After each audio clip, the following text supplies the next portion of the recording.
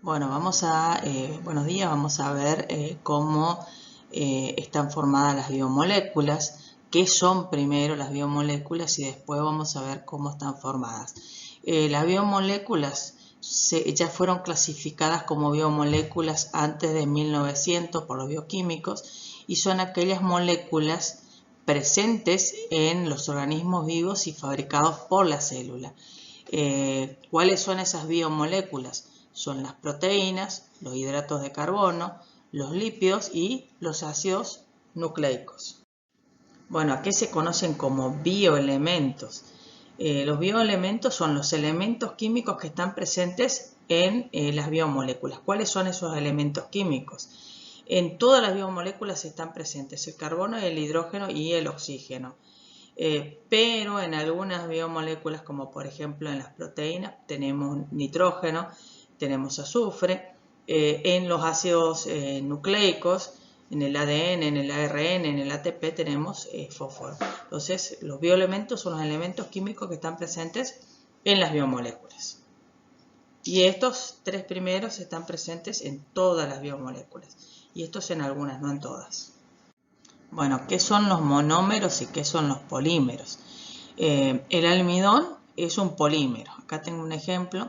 ¿Qué es un polímero? Es una molécula muy grande que se forma por la repetición de un montón de unidades que se conocen como monómeros. Acá tenemos representado el almidón, que es una molécula que está formado aproximadamente por la repetición de 3000 moléculas de ese monómero que se conoce como glucosa. Bueno, pero ¿cómo se unen los monómeros para formar primero dímeros y después polímeros? Resulta que una de las moléculas, uno de los monómeros, aporta el hidrógeno de uno de sus grupos funcionales y la otra molécula aporta un grupo funcional hidroxilo y se pierde una molécula de agua. Por eso se dice que este enlace, fíjense que así permanecen unidos estos dos monómeros para formar un dímero y se van agregando unidades para formar polímeros. Como se pierde una molécula de agua, se dice que el enlace es por condensación o deshidratación. Pero ustedes tienen que pensar que nosotros cuando consumimos, incorporamos a nuestro tubo digestivo moléculas muy grandes, o sea, polímeros, como por ejemplo almidón, proteínas, etc. Y en nuestro tubo digestivo tiene que ocurrir lo contrario. O sea, nosotros tenemos que, a través del proceso de hidrólisis, romper esas moléculas grandes que son los polímeros y obtener los monómeros que lo constituyen. Eso ocurre a nivel de nuestro sistema digestivo. Entonces, ¿qué es la hidrólisis? Es agregar moléculas de agua para romper este enlace y así obtener los monómeros que lo constituyen. Ustedes tienen que pensar que nuestro sistema digestivo, esta es la función de nuestro sistema digestivo, porque luego estos monómeros son absorbidos, pasan a la sangre y llegan a cada una de las células para que en la célula nuevamente se usen esos monómeros o como fuente de energía o para construir nuevamente polímeros. Bueno, las proteínas son moléculas muy grandes formadas por la repetición de unidades conocidas como aminoácidos, o sea, los monómeros de las proteínas son los aminoácidos. Cada aminoácido está formado por un carbono central al cual se une un hidrógeno, una cadena lateral variable, o sea que acá esta cadena es variable y hace que existan 20 tipos de aminoácidos diferentes. Fíjense que acá se representa con colores diferentes a los diferentes tipos de aminoácidos. Existen 20 aminoácidos diferentes. Bueno, continuamos con cómo está formado cada aminoácido. Entonces tenemos un carbono central al cual se une un hidrógeno, una cadena lateral que es variable que hace que existan 20 tipos diferentes de aminoácidos, un grupo funcional que se conoce como ácido carboxilo y un grupo funcional que se lo conoce como amino, por eso se llaman aminoácidos. Entonces existen 20 tipos diferentes de aminoácidos y que depende qué aminoácido se una con cuál, forma la diversidad de proteínas que existen. O sea, hay proteínas más grandes, hay proteínas más pequeñas hay 8 aminoácidos, o sea, de los 20 aminoácidos, 8 son esenciales. Recuerden que se llaman aminoácidos esenciales aquellos que nuestro cuerpo no lo puede sintetizar, sino que tienen que ser incorporados con la dieta. Bueno, acá en esta diapositiva podemos ver algunos tipos diferentes de aminoácidos. Fíjense que esta es la parte constante, el grupo funcional ácido y el grupo funcional amino, y esta es la parte variable, ¿sí? Que hace que este aminoácido se llame alanina y que por su cadena lateral variable que este aminoácido se llame fenilanina, glicina, cisteína, etc. Acuérdense que existen 20 tipos diferentes de aminoácidos.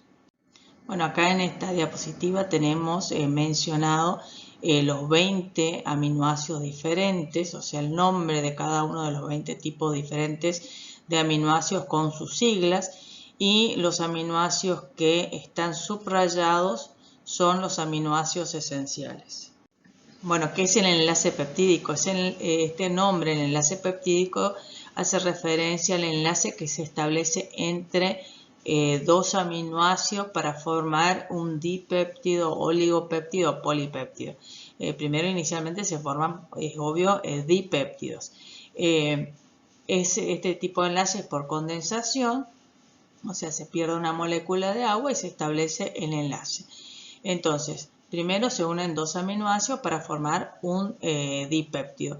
Dipéptido se considera cuando tiene dos aminoácidos, se puede llamar tripéptido si tiene tres, y así sucesivamente. Pero el nombre genérico se le asigna el nombre de oligopéptidos si tienen entre 2 a 20 aminoácidos.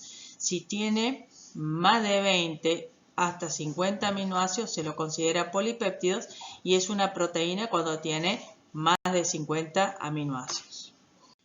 Bueno, ustedes tienen que pensar que las proteínas, o sea, la secuencia de aminoácidos que forman las proteínas, ese código para secuenciar los aminoácidos y formar las proteínas están en el ADN. Por eso que las proteínas son las que nos hacen diferentes. Pero la secuencia lineal de los aminoácidos para formar la proteína se denomina estructura primaria de una proteína. Pero la mayoría de las proteínas no son funcionales como estructura ni primaria ni secundaria, sino que tienen que adquirir, para ser funcionales, estructura terciaria o cuaternaria. ¿Qué es la estructura secundaria? Es la formación, o sea, esa secuencia lineal de aminoácidos tiene que retorcerse y establecer enlaces puente de hidrógeno, que son enlaces laterales, y adquirir formas tridimensionales específicas, que pueden ser 2 alfa hélice o beta hoja plegada. Esa es la estructura secundaria de una proteína, pero todavía las proteínas no son funcionales con su estructura secundaria, sino que tienen que adquirir estructura terciaria y algunas cuaternarias. ¿En qué consiste la estructura terciaria de una proteína? En adquirir forma o globular o fibrosa. O sea, las proteínas globulares son funcionales ya porque su forma esférica favorece a su función. Por ejemplo, son ejemplos de proteínas globulares aquellas proteínas que forman parte de la membrana plasmática, o por ejemplo aquellas proteínas que tienen función catalítica, como por ejemplo las enzimas, o aquellas proteínas que tienen que viajar por la sangre porque son proteínas transportadoras. En cambio, aquellas proteínas presentes en el músculo y que tienen función de contracción, una ventaja sería ser fibrosa. Entonces depende cómo se organizan, pueden adquirir o forma tridimensional globular o fibrosa, y eso hace su funcionalidad. Entonces por eso que decimos que las proteínas solo son funcionales cuando adquieren estructura o terciaria o cuaternaria. ¿Qué es una estructura cuaternaria? Es la unión de un montón de estructuras terciarias. Ahora, hay ciertos factores que pueden hacer que las proteínas se desnaturalicen. Por ejemplo, si se cambia la temperatura, si se cambia el pH. Por ejemplo, si aumentamos la temperatura, la proteína va a perder estructura. Eso significa desnaturalización.